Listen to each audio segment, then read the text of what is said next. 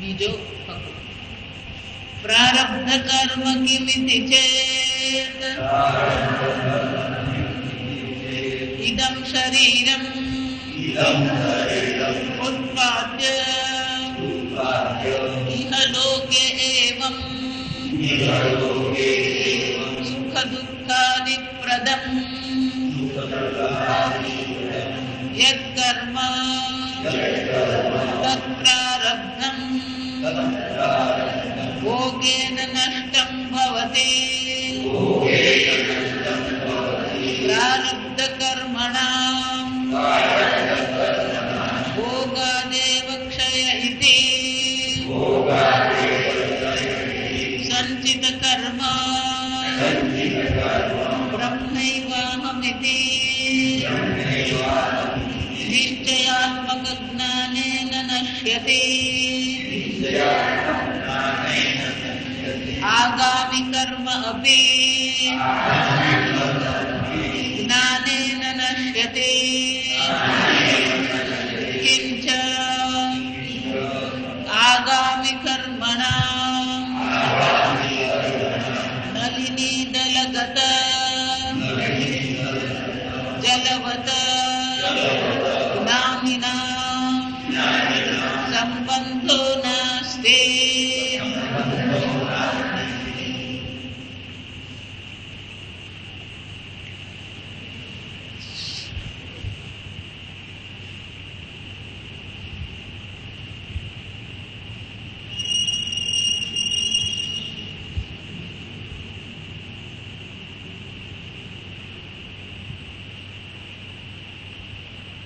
શંકરાચાર્યજી ચર્ચા કરી રહ્યા છે. ત્રણ પ્રકારના કર્મ છે: સંચિત કર્મ, આગામી કર્મ અને પ્રારબ્ધ કર્મ. ગઈકાલે આપણે જોયું સંચિત કર્મ એટલે કે અનંત કોટી જન્મના અનંત કોટી જન્મમાં જે કઈ કર્મ આપણે એકત્રિત કર્યા છે એ આપણા એકાઉન્ટમાં ત્યાં છે, એને સંચિત કહેવાય. આગામી એટલે શું? તો કે જ્ઞાન થયા પછી જ્ઞાની દેહથી જે પણ કોઈ કર્મ થાય છે એને આગામી કર્મ કહેવાય. હવે કે છે પ્રારબ્ધ કર્મ કોને કહેવાય? એટલે શંકરાચાર્ય કહે છે ઇદં શરીરમ ઉત્પાદ્ય. બહુ સુંદર ચર્ચા. આ શરીરને ઉત્પન્ન કરીને ઇહલોકે એવં આ જ લોકમાં સુખ દુઃખાદિ પ્રદમ યત કર્મ. આ શરીર પણ પ્રારબ્ધથી જ ઉત્પન્ન થયું અને આ લોકમાં જે પણ જે સુખ દુઃખ આદિ અનુભવો જેમાંથી આપણે પસાર થઈ રહ્યા છે એ આપનાર જે કર્મ છે એને પ્રારબ્ધ કર્મ કહેવાય. પ્રારબ્ધ કર્મ પ્રમાણે ત્રણ વસ્તુ છે. જો સમજ સ્થૂળ દેહની ચર્ચા કરી ત્યારે આપણે ચર્ચા કરી છે કે આ શરીર જે આપણને મળે છે ત્યારે ત્રણ વસ્તુ છે. પહેલું આયુ કહેવામાં. પહેલી વસ્તુ શું કહેવાય? આયુ. આકાર. આયુ પછી આકાર અને ભોગ. આ શરીરનો એક આકાર છે. આ શરીરનો શું છે? એક આકાર છે. દરેકના પ્રારબ્ધ કર્મ અલગ અલગ છે એટલે શરીર પણ કેવું હોવાનું? અલગ જ હોવાનું. બ્રહ્માજીની સૃષ્ટિમાં ઝેરોક્સ કોપી નહીં મળે. બધાના અલગ. પહેલા જેટલા શરીર થઈ ગયા, અત્યારે જેટલા શરીરો છે, પછી પણ જેટલા શરીરો બનશે એમાં તમારા જેવું શરીર શું છે? કોઈનું જ નથી. અમેરિકાની ભાષામાં એને કસ્ટમ મેડ કહેવાય. એને શું કહેવાય? આજકાલ આપણે રેડીમેડ નો જમાનો આવી ગયો. શર્ટ હોય, પેન્ટ હોય, બધું શું લઈ આવવાનું? તૈયાર જ લાવવાનું. પણ આપણે ત્યાં હજી આ દરજીઓ ચાલે છે. જો સમજો કેમ કે દરેકને પોતપોતાની રીતનું શર્ટ જોઈએ, પોતાની રીતનું પેન્ટ જોઈએ. આ દરજી પાસે આપણે જે બનાવડાવીએ ને એને કસ્ટમ મેડ કહેવાય. અંગ્રેજીમાં શું કહેવાય? કસ્ટમ. એટલે અમેરિકા બધું જ સમજો, એ લોકોને સીવડાવવાનું હોય નહીં, તો તૈયાર જ હોય, લઈ લેવાનું, પહેરી લેવાનું. જયારે આપણે ત્યાં શું છે, હજી પેલા દરજી છે, પેલો લેડીઝ દરજી છે, જેન્ટ્સ દરજી છે. અને લેડીઝમાં પાછો પેલો હું તો ખાલી બ્લાઉઝ જ બનાવું. બ્લાઉઝ બનાવવાના બંધ થઈ ગયો, કંઈક સાડી પહેરવાની જ બંધ થઈ ગયો. જો આ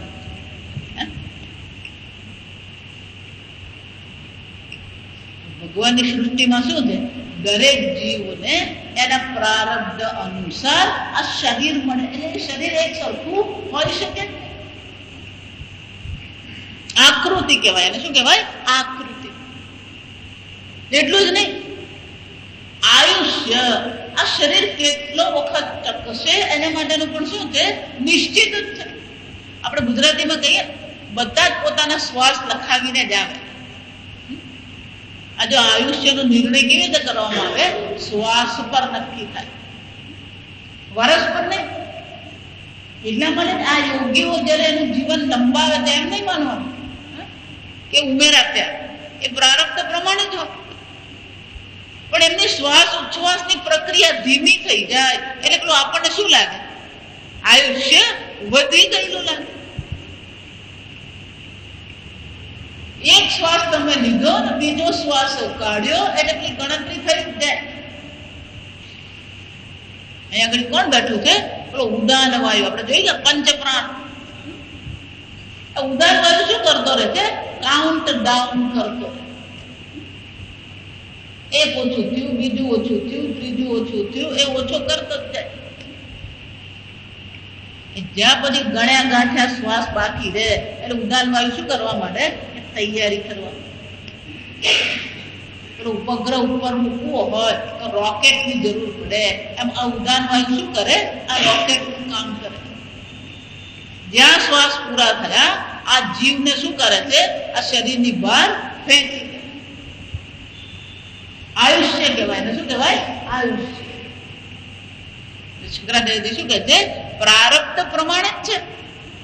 શરીર ઉત્પાદ્ય. આ પ્રારબ્ધ કર્મ શું કરે છે? આ શરીર ઉત્પન્ન કરે છે. એ શરીરનો આકાર છે, એ શરીરનું આયુષ્ય છે. એટલું જ નહીં, ઇહલોકે એવમ. આ જ લોકમાં, આ મનુષ્ય લોકમાં સુખ દુઃખાદિ પ્રદમ યત કર્મ, જે કર્મ સુખ દુઃખ આદિ આપનારા છે. તો સુખ હોય, દુઃખ હોય, લાભ હોય, ગેરલાભ હોય, માન હોય, અપમાન હોય. જો વિચારો, આ પ્રારબ્ધ કર્મ બહુ વિલક્ષણ છે. કોઈ ગમે એટલું ખોટું કરે ને દર વખતે છટકી જાય. જો આ સમજ. અને આપણે એક જ વાર વિચાર કરીએ કે ચાલશે, ચાલ ને જવા દો, તું વાંધો જા, ત્યારે પેલો સામે આવીને ઉભો રહી જાય. ત્યાં સમજો, પ્રારબ્ધ કર્મ એટલે આપણે લખાવીને જ આપણે ગમે એટલું ધારીએ. ગુજરાતીમાં એટલે કહેવાય, સમયથી પહેલા અને પ્રારબ્ધથી વધારે કોઈને મળતું નથી.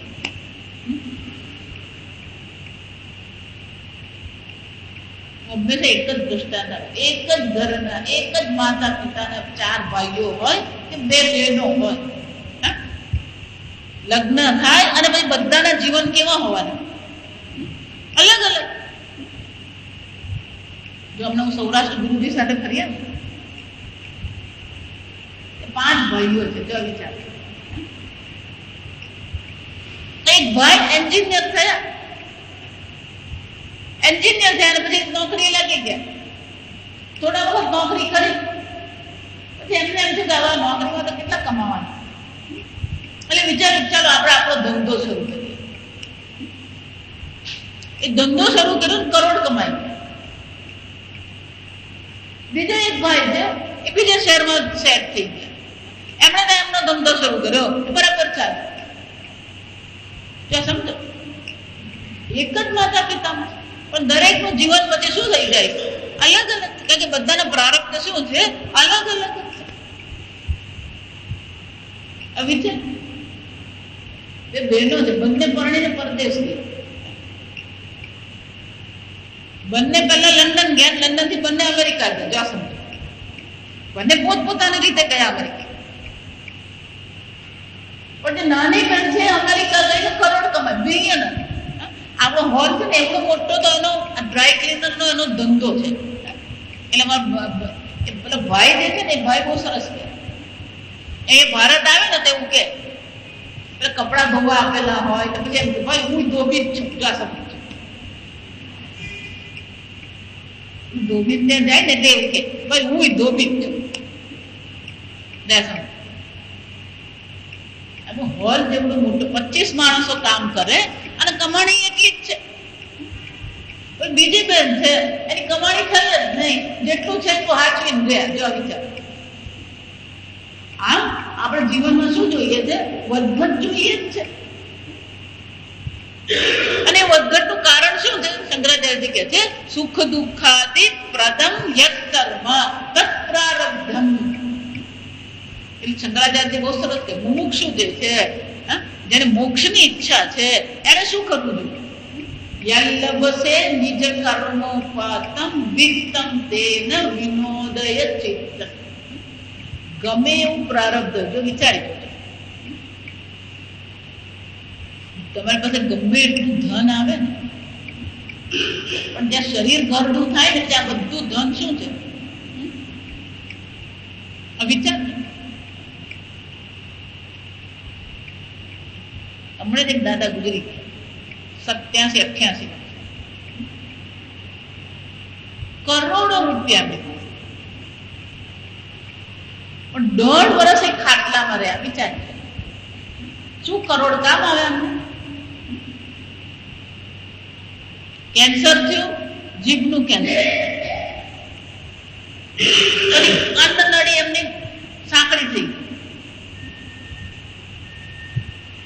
જો વિચાર, એટલે ખવાય નહીં. પાણી પણ પીવું હોય તો શું કરવું પડે? આમ ધીમે ધીમે ઉતારવું પડે. આપણે પેલો રોટલો ખાઈએ ને એમ પાણી પણ શું કરવું પડે? 2-4 ટીપાં પીવું પડે. થોડો વખત તો ખેંચાય, પછી પેલું શરીર શું કરે? કૃશ થવા માટે ખવાય નહીં. એટલે પછી અહીંયા અન્નનળીમાં શું કરવામાં આવ્યું?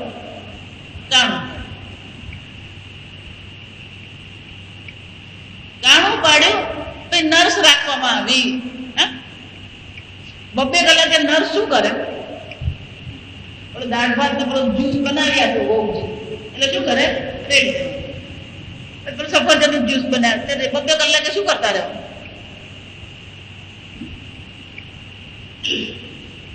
અહીંયાથી પછી ગયું કામ. એટલે ભાઈ નળી, અન્ન નળી શું થઈ ગઈ? સાંકડી થઈ ગઈ. એટલે પછી એક કમરમાં કાણું પાડે. જો સમજો, આવા 1.5 વર્ષ એમણે કાઢ્યું. એટલે શંકરાચાર્યજી શું કહે? ગમે એટલું અંગમ ગલિતમ ફલિતમ મુંડમ દશન વિહીનમ જાતમ તુંડમ વૃદ્ધો યાતિ ગૃહીત્વા દંડમ તદપિન મુંચતિ. આપણી આશા છે. આ જો એ કોઈની વાત નથી, આપણી જ વાત છે. સમજો, આપણને જ આશા છે. શું આશા છે? ના ને બધું અમારે બરાબર જ છે. જો આના જેવી મૂર્ખતા બીજી કોઈ નહીં. આ સમજો, એટલે પહેલા જ શ્લોકમાં શંકરાચાર્ય શું કહે છે? સંપ્રાપ્તે સન્નિહિતે કાલે. મોટી જાત્રાને કોલ આવે ને, ગુજરાતીમાં શું કહેવાય ને? યમરાજ નું તેડું આવે, શું કહેવાય? ત્યારે શું છે? નહીં નહીં રક્ષક. કોણ તમારી રક્ષા કરે? કરોડે એની યમરાજ ને યમદૂત લાશ તો લેતા નથી. જો સમજ,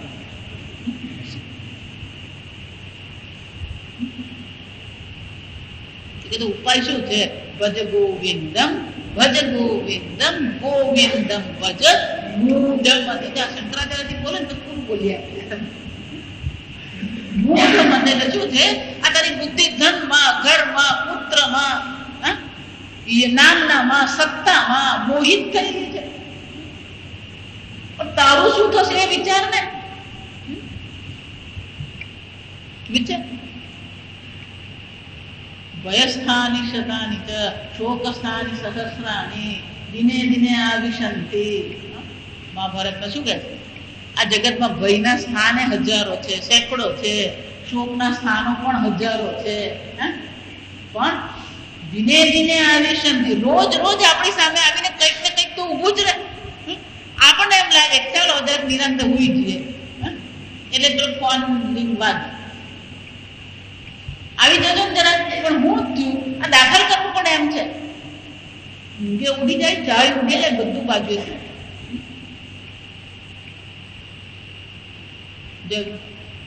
દિને દિને આવિશંતિ. પછીના બે શબ્દો બહુ મજા આવે કે આ બધામાં અટવાય છે કોણ? મૂર્ખા હા નતુ પંડિતા હા. જા સમજ.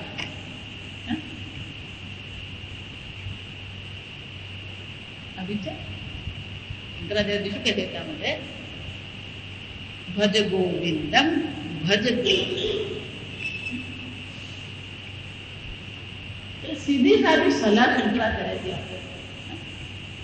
યલ્લભસે નિજ કર્મોપાતમ વિત્તમ. જેટલું ધન તમને તમારા પ્રારબ્ધથી મળ્યું છે તેને વિનોદય ચિત્તમ, એમાં જ આપણા મનને આપણે પ્રસન્ન રાખતા શીખીએ. બીજા પાસે કેટલું છે ને એ કોઈ મહત્વનું નથી. સંતોષી નર સદા. બાકી ઘડપણમાં કઈ કામ નથી આવતું. નહીં નહીં રક્ષ ગડપણ ને મૃત્યુ. જ્યાં સમજો યુવાની છે ને એને જવાની કહેવાય. એને કેમ જવાની કહેવાય? કે એ જવાની છે. યુવાની શું થવાની છે? યુવાની જાય પછી આવે નહીં ને, ગડપણ આવે પછી શું છે? જાય નહીં. એ વખતે શ્લોક કીધો, પ્રથમે નાર્જિતમ વિદ્યા. જીવનની પહેલી અવસ્થામાં વિદ્યાની પ્રાપ્તિ નહીં કરી. દ્વિતીય નાર્જિતમ ધનમ. બીજી અવસ્થામાં ધનની પ્રાપ્તિ નહીં કરી. તૃતીય નાર્જિતમ પુણ્યમ. જો આ બહુ મહત્વ. પહેલી બે તો આપણું બરાબર છે. તૃતીય નાર્જિતમ પુણ્યમ. ત્રીજી અવસ્થામાં ત્યારે બાળકો સ્વતંત્ર થઈ ગયા છે, બાળકો પોતપોતાની રીતે કમાણી કરતા થઈ ગયા છે, નિવૃત્તિ અવસ્થા આવી છે, ત્યારે શું કરવાનું છે? પુણ્યની કમાણી કરવાની. વાનપ્રસ્થ આશ્રમ કહેવાય. પણ ત્યારે બધા અભરખા થાય. ત્યારે શું થાય? અહીંયા જવું છે, ત્યાં જવું છે, પેલા એ ફોન નહીં કર્યો, પેલા એ કંકોત્રી નહીં મોકલાવી. જો હમણાં એક પ્રસંગ બની, જો સમજો, કોકના ઘરે લગ્ન હતા. લગ્ન થયા, લગ્ન થઈ બધું પ્રસંગ પતી ગયો. પછી દાદાને ખબર પડી આ લગ્ન લેવા આવ્યા, લગ્ન થઈ એટલે દાદા એમના છોકરાને કે આને પેલી કંકોત્રી આવી જ નહીં, મને કીધું નહીં કે બાપા કંકોત્રી આવી જ નથી. જા સાંભળો. પણ તું કોની વાત કરો બાપા? કે બાપા પેલો. પણ કે એને આપણને શું લાગે લગી હોય કે મારા માસી છોકરાનો જમાઈ થાય. જા સાંભળો. મારા માસીના છોકરાના જમાએ મને શું છે? કંકોત્રી. શું ફરક પડે? વિત્તમ તેન વિનોદય ચિત્તમ. કેટલી પુણ્યનું કમાણી કરી ને એ મહત્વનું છે. કારણ કે ધન તમારી સાથે નહીં આવે, વાહન તમારી સાથે નહીં આવે, સંબંધો તમારી સાથે નહીં આવે, આ શરીર તમારી સાથે નહીં આવે. તમારી સાથે આવવાનું છે શું? આ પુણ્ય તમારી સાથે, ધર્મ અધર્મ તમારી સાથે આવશે, પાપ પુણ્ય તમારી સાથે આવશે. અને એટલે મને શું કહે છે? તૃતીય નાર્જિતમ પુણ્યમ. આ તૃતીય અવસ્થામાં ભગવાનની પૂજા પાઠ કરીએ તો એટલા માટે બહુ ગંભીરતા. આ ટીવી જેવો રાક્ષસ બીજો કોઈ નથી આ જગત.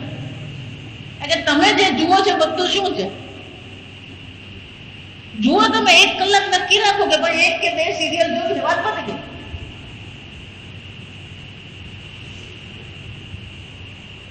આખો દિવસ એ ઝઘડા બતાવે. પેપરમાં વચ્ચે આવે એક સિરિયલમાં એક બેનને 5 વાર લગ્ન થયા. જો સમજ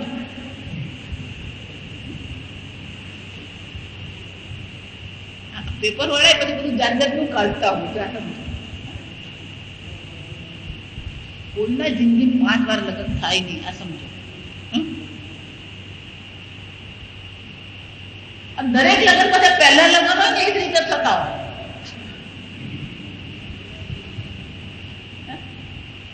એનો અર્થ શું થયો? આપણે વાસ્તવિકતાથી શું કરે છે? દૂર લઈ જનાર. જો સમજ, આ બધી વસ્તુ આપણને શું કરે છે? એક વાસ્તવિક જગતથી કાલ્પનિક જગતમાં લઈ જાય છે. કલ્પનામાં આપણને રાખે છે. વાસ્તવિકતા બીજી છે. શરીર સંપ્રાપ્તે સન્નિહિતે કાલે. શરીર જ્યારે છોડવાનો વારો આવશે, કોણ તમારી સાથે આવશે? એક ધર્મ. એક ધર્મ જ શું કરશે? તમારી સાથે આવશે. એક જીવ ગચ્છતિ. જીવ એકલો જ જવાનો છે અને જશે ત્યારે તમારી સાથે કોણ આવશે? આ તમારું પુણ્ય, આ તમારા પાપ તમારે ભેગા આવવાના. અને એટલે શું કે છે? આ ત્રીજી અવસ્થામાં જયારે આપણે જવાબદારીઓથી મુક્ત થઈ ગયા છીએ, આપણે થોડો નવરસ મળ્યો છે, ત્યારે આપણે શું કરીએ? આ પુણ્યની કમાણી કરીએ. બેન મને આવીને શું કરવાનું? તો આ પ્રશ્ન જુઓ તો, શું કરવાનું? સવારે ઉઠો, માળા કરો, યોગાસન કરો, પ્રાણાયામ કરો, જરા અડધો કલાક ચાલવા જાઓ, ભગવાનની પૂજા કરો, પાઠ કરો. બહુ વખત આખી ગીતાનો રોજ પાઠ કરો, હું વાંધો ચાલે. જો સમજો, પણ આ બધામાં નિયમ કરવો પડે, આટલું યાદ રાખો. જ્યાં સુધી તમે નિયમથી નહીં કરો ને ત્યાં સુધી કઈ થાય. પણ આપણી બીજી મુશ્કેલી શું છે? બીજો નિયમ બનાવી આપે તો આપણે કંઈક ચાલીએ. એટલે રામદેવ બાબા આવતો રોજ 4 વાગે ઉઠી જાય. એને સેલ્ફ ડિસિપ્લિન કહેવાય. વેદાંતની દ્રષ્ટિએ શું કહેવામાં આવે? સેલ્ફ ડિસિપ્લિન, આત્મસંયમ હોવો. પુણ્યની કમાણી કરવી પડે. જો આ 3 નથી, જો એવું પહેલી અવસ્થામાં વિદ્યાની પ્રાપ્તિ નહીં કરી, બીજી અવસ્થામાં ધનની પ્રાપ્તિ નહીં કરી, ત્રીજી અવસ્થામાં પુણ્યની પ્રાપ્તિ નહીં કરી, ચતુર્થે કિમ કરીષ્યતિ, ચોથી અવસ્થામાં શું કરવાનું? પ્રશ્ન બહુ મજા આવે. ચતુર્થે કિમ કરીષ્યતિ, ચોથી અવસ્થામાં પછી આપણે શું કરવાનું? એ જ હાલ. હમણાં પોરબંદરના સ્વામીજી બહુ સરસ બોલ્યું કે આપણો .com નો જમાનો આવે. જો વિચાર, કોમ્પ્યુટર નો જમાનો આવી ગયો. ભલે ને 3 છોકરાઓ હોય, પણ 3 છોકરાઓ શું કરવાનું? એક બેંગ્લોરમાં છે, હૈદરાબાદમાં છે, ત્રીજો અમેરિકામાં છે, ત્રીજો પાછો અમેરિકાથી સિંગાપોર ગયો. જો સમજો, એટલે છેવટે આપણે તો શું કરવાનું છે? એકલા જ રહેવાનું. આજે હાલત છે ભારતની, આ સમજો. ભલે ને 3 બાળકો હોય, પણ 3 બાળકો તો શું કરવાના? આપણી સાથે રહેવાના છે. છોકરો હોય કે છોકરી હોય, કોઈ ફરક પડતો નથી. આ સમજો. પહેલા એવું માનવામાં આવતું કે પેલા છોકરા હોય તો આપણી હાથે ભેગા તો રહે, બહુ કંઈક સેવા તો કરે. છોકરા હવે તો શું છે? પેલા એવું માનતા કે છોકરી તો સાસરે વળાવી દે, પછી આપણે એકલા હોઈએ. પણ હવે તો છોકરાવાળાની હાલત શું છે? એ જ છે. જેટલા પણ નાના શહેરોમાં રહેવાવાળા છે એ બધાની હાલત આ જ છે. જ્યાં છોકરો પેલો 12માં આવે પછી તો શું થવાનું છે? તમે છોકરાને ગમે એટલો પકડી રાખો, પણ પકડીને ક્યાં સુધી પકડી રાખવાનું? એ 12માં આવે ત્યાં સુધી. પછી તો તમારે એને શું કરવું પડવાનું? કોલેજ માટે બહાર મૂકવાનું જ છે. એ કોલેજ માટે બહાર ગયો, પછી નોકરી માટે શું વલસાડ નોકરી કરવા આવવાનું? વિચાર. એટલે પૂજ્ય સ્વામી જેવું કે આ Vedanta is the best retirement plan. જો આ સમજ, વેદાંત એ શું છે? આ નિવૃત્તિ માટેનો સારામાં સારો જો પ્લાન હોય તો શું છે? આ વેદાંત.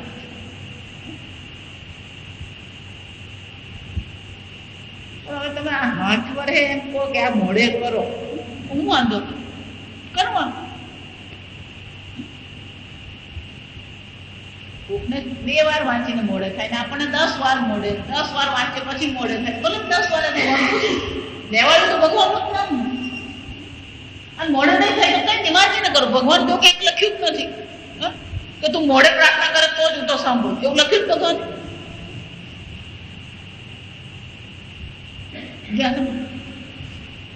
વેદાંતની દ્રષ્ટિએ જોઈએ તો ભક્તિ પુરુષાર્થ જ છે. ખરેખર તો ભક્તિ પણ શું છે? પુરુષાર્થ જ છે. મદમના ભવ મદભક્ત મદ્યાધિ મામ નમસ્કુરુ મામે વૈશ્યતિ કૌંતેય. ભગવાન શું કહે છે? મારી ભક્તિ કર અને વેદાંત શાસ્ત્રનું શ્રવણ.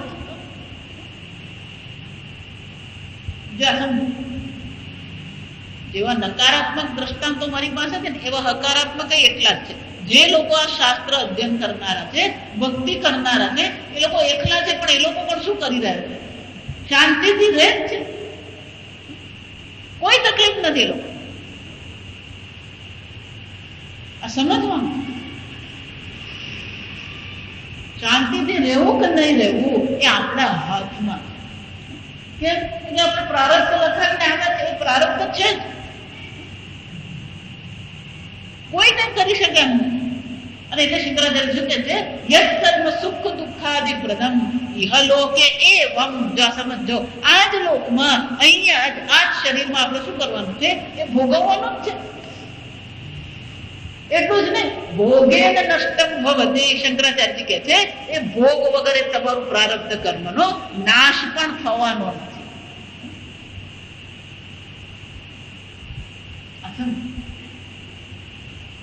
જેટલું તમારું પુણ્ય કર્મ હશે એટલું મન શાંત રહે.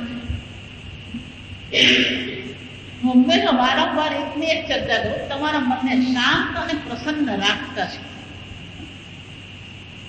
બીજી આપણી મુશ્કેલી છે કે હંમેશા આપણને ખાલી ગ્લાસ જોવાની આદત છે, ભરેલો જોવાની આદત.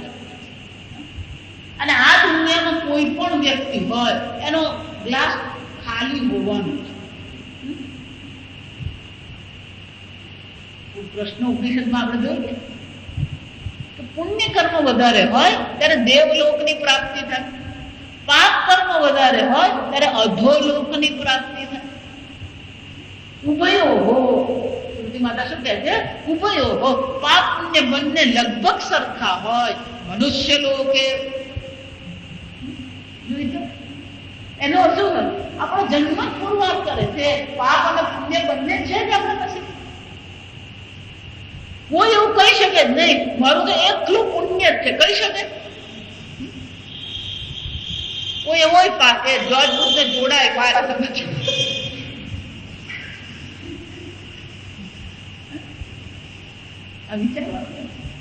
અમેરિકાના રાષ્ટ્રપતિ થઈને જોડા બે એક એની પાસે શું છે? પુણ્યની સાથે શું છે? પાપ હોય.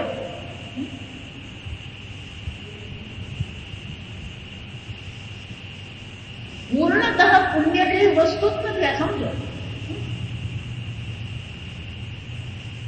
આ પાપ પુણ્ય બતાવો. નાનું બાળક હોય, એ બાળક એને પોતાને માની સાથે રમે, માનું ધાવણ દે, માના હાથે ખાય, એનું પ્રારબ્ધ કહેવાય. જ્યાં તમે માં બની થઈને ફરતી હોય અને છોકરાને આયા રાખે તો એ શું કહેવાય? પુણ્ય કહેવાય? હા, પુણ્ય કહેવાય? જાતા બધું વિચારી. ગંદી દ્રષ્ટિ બધી સગવડ છે એની પાસે, પણ એની માના હાથે જ જો એને ખાવા નહીં મળતું, બોલ